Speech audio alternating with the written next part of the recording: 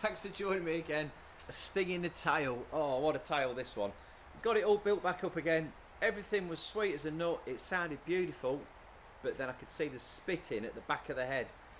Oil coming out. Oh, gutted.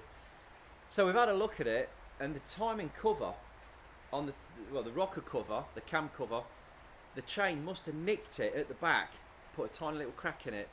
So there's only one thing to do, and that is strip it all back down again. So all the inlet manifold, injectors, blah blah blah, all got to come off again, so we can have a look. Okay then, here we go.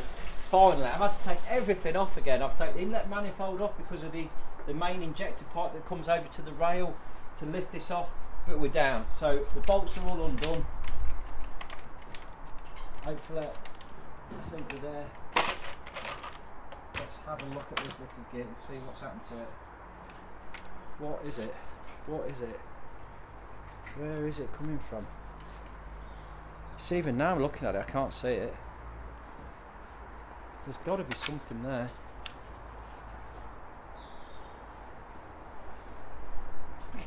I can't see anything. I can't see any daylight through it.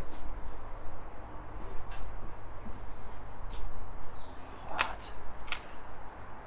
It's just inside. Oh, is that it there? Is that it? Is that it there? Oh my god, that can't be it. Little noggin there.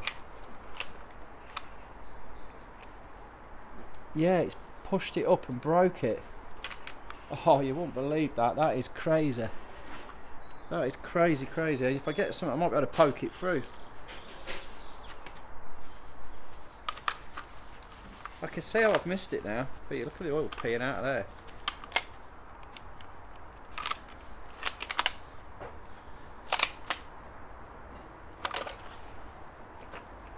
So the chain, when it's broke then, has gone round and boffed that bit there and cracked it under there.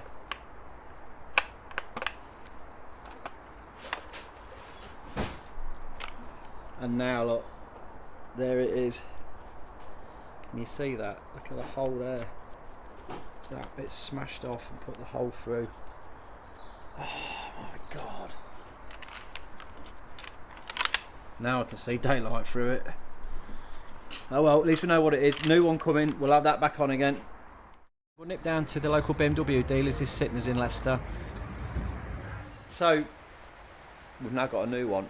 308 quid from BMW. That was with some discount as well. Plus the dreaded VAT, you know, it was 280, put less discount, plus VAT, 308 quid. Let's get it out of the box. I have to say, it's a really nice box. There's a little pull tab on it, look, wrapped up lovely. Just don't save that much money. I won't believe it. It actually comes with a rocker cover gasket on it attached, with all the new gaskets on it. So that was about 20 quid for the gasket that I paid there. Didn't need to. Hey ho.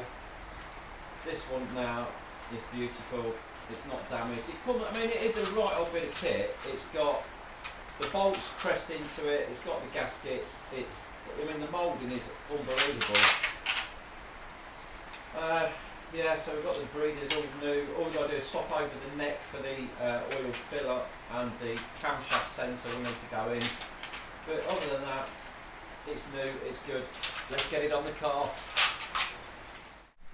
You can see the new one is all intact and the old one has got that bloody hole in it there, which wasn't obvious when we first looked at it, but became apparent as soon as we started it up. Let's give a quick clean down the side of the engine while I've got the top off, get rid of this oil that's dribbled down, move everything out of the way, make a nice clear route for this new cover to go on, make sure all the pipes are routed the right way before we pop it on. One new rock cover. And just offer it up and just start to pop all the bolts back down again. So we swap that neck over, just one little bolt, and it clicks round. Once I figured out how to get it off, I thought it might pull off, but no, it's a twist it, little quarter of a turn, and then pop it off. There we go. We'll pop that onto the new one. A little E-Torx bolt holding it on.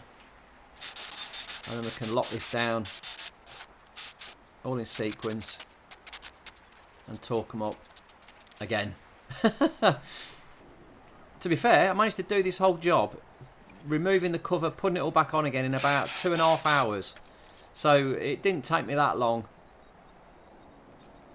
Get these injector pipes on. That pipe there, the one that goes behind the manifold, that was the pain, because that's the reason I had to take the inlet manifold off. You couldn't get the fuel rail out with that pipe intact.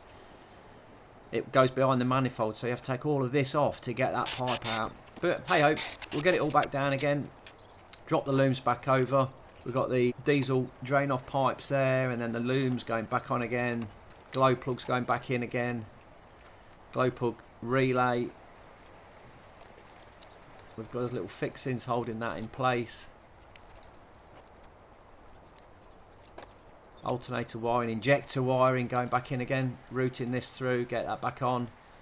Main power wire going across. The vacuum pipe for the brakes and auxiliaries and stuff it runs. We'll get that inlet pipe back on again there to the EGR valve. Coolant sensor on the front. Air mass, air box. Get some power to it because we're going to have to crank it again. Right, so last time we did the fuel system bleed, I used the Top Don RT Pro and it did a cracking job on it. This time I'm going to use the X tool to see if this one will do it. I don't know. We'll plug it in and find out. There we go, it's coming to life. So just let it settle down, get itself in, we'll get into the right settings, we'll go through all the menus, hunting for this brake bleed. So you can turn the fuel pump on, but it's not giving me the same as what the Top Don did for the automatic bleed. So let's go away from this. I'll get the Top Don in there and we'll do the full bleed on the system. If you haven't got one of these machines, you can do it without. It will take a lot of cranking. RTI Pro is a cracking bit of kit. There goes the fuel pump. 3 minutes, we'll let that do its thing for 3 minutes. I've just checked for leaks, make sure we've got nothing. So I can hear the fuel pump whizzing away under the bonnet. And this is the low pressure fuel pump. This isn't the high pressure pump, obviously that's driven by the chain. The low pressure pump is the one that's in the centre of the car that pulls the fuel through to bleed the fuel into the high pressure pump. There's no leaks down there. No leaks down by the pump. 28 seconds left.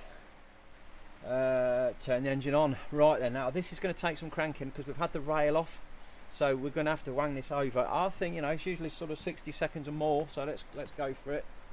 It's got to fill up that fuel rail.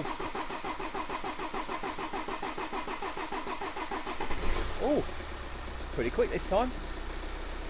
We'll let this thing run. Let's go and see if there's any leaks. So we have a good look round. Everything looks fine. I saw a little smile there, so I think he's happy. Nothing going down the back. Right, and we can continue the bleed process on here now. So once we've checked everything, that's all good, we can press next.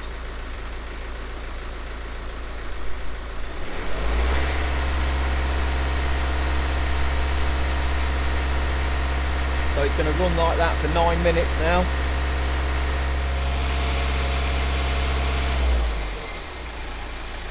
There we go. Engine bleeding is finished. Service function ended. Clever stuff. Love this. What a bit of kit that is. Right then.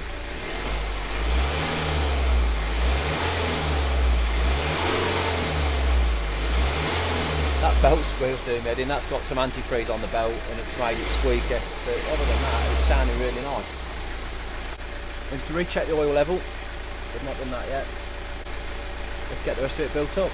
Yeah, we can put some bits back together again. Get the soundproofing in.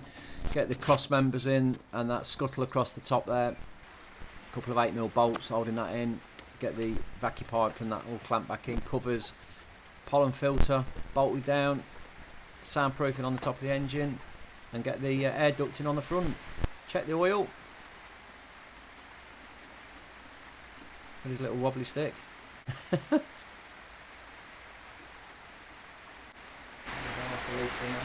It's absolutely chucking it down still. We'll chuck a little bit more in there. I think we need about another ½ litre.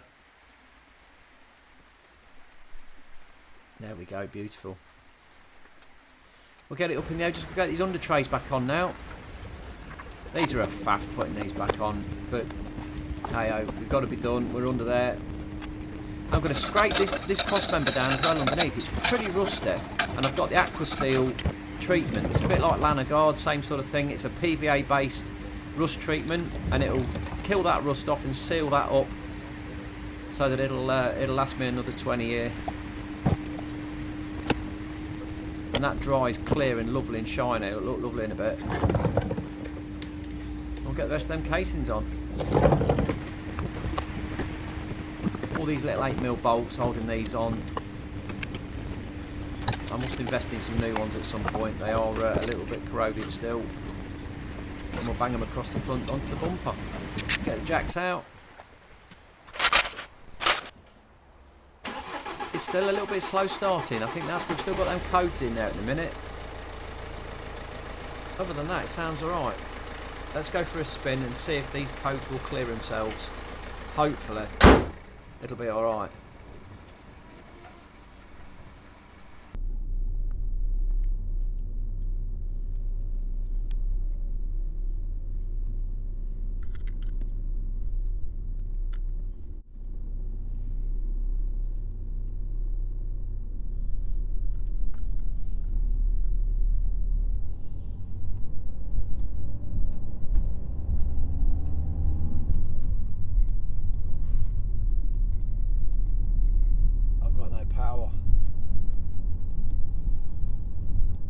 Oh, it's going nowhere.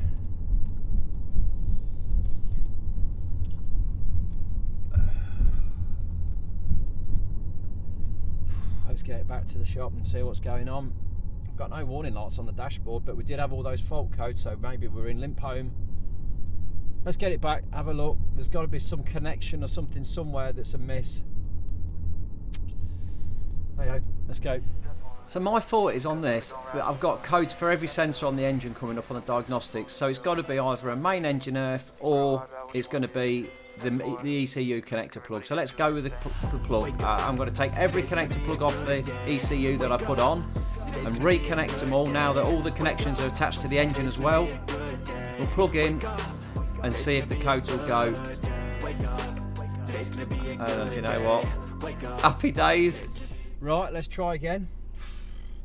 Hopefully we've got it. We've cleared all them codes just by reconnecting the ECU. How bizarre. But let's see if it's actually got some poke now.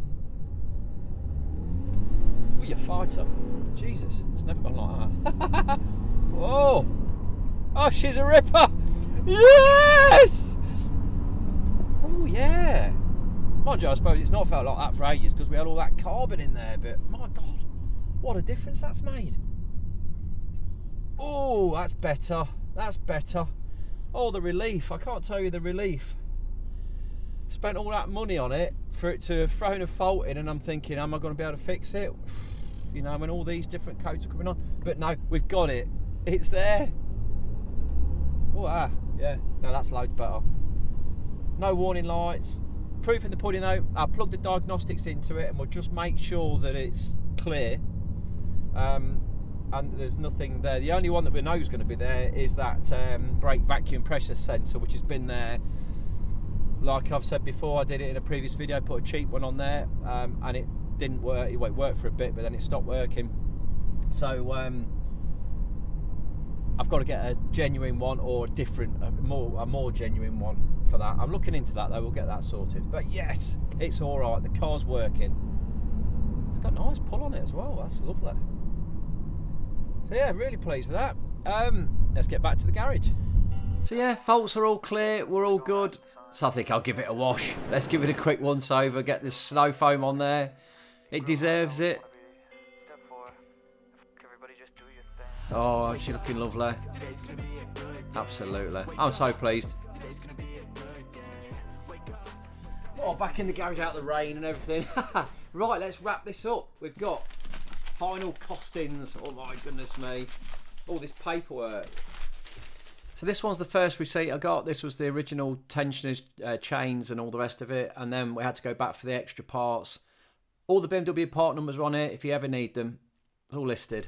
That is the final deal pretty much, obviously I've got tools, normal tools that you would have in your toolkit, so I've not had to buy sockets and all that kind of thing, but we've had to buy the engine crane and the engine stand. They were the two big sort of tool things I had to buy. We had to get the timing kit as well. So yeah, originally it was the £604 at the dealers. That was for the chains, tensioners, guides, and all that kind of thing. I had to go back and get some new bolts that were the flywheel bolts, the clutch plate bolts, a couple of other little bits, clips and things, and that came to another 70 quid.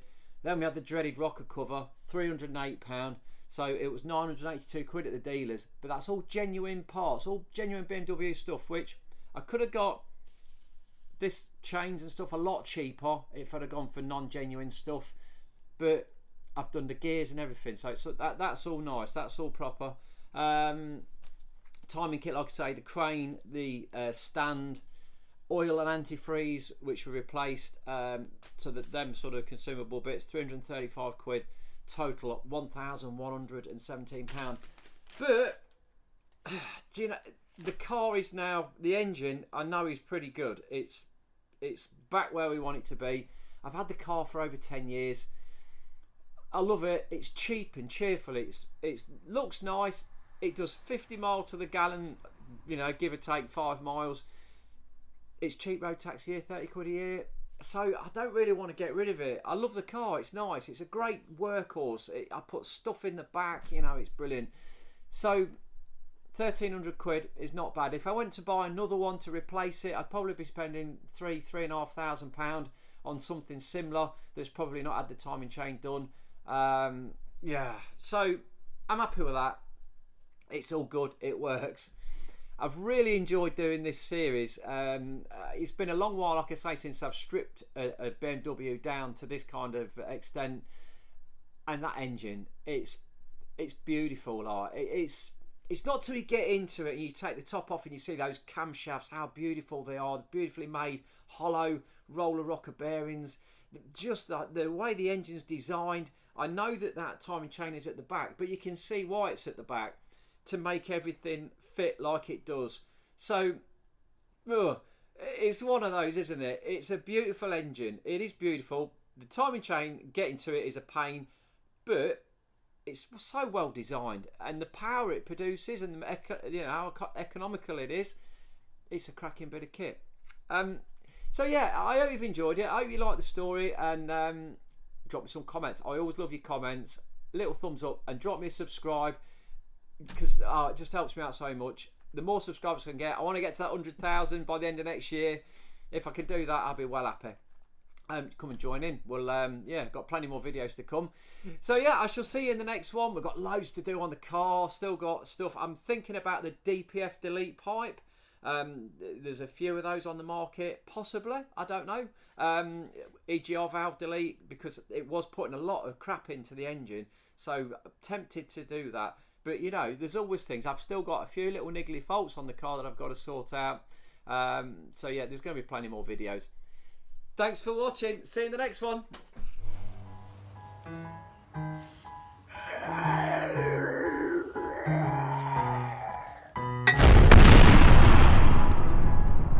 Wake up, today's gonna be a good day. Wake up, today's gonna be a good day. Wake up, today's gonna be a good day. Wake up, today's gonna be a good day. Wake up, today's gonna be a good day. Wake up, today's gonna be a good day.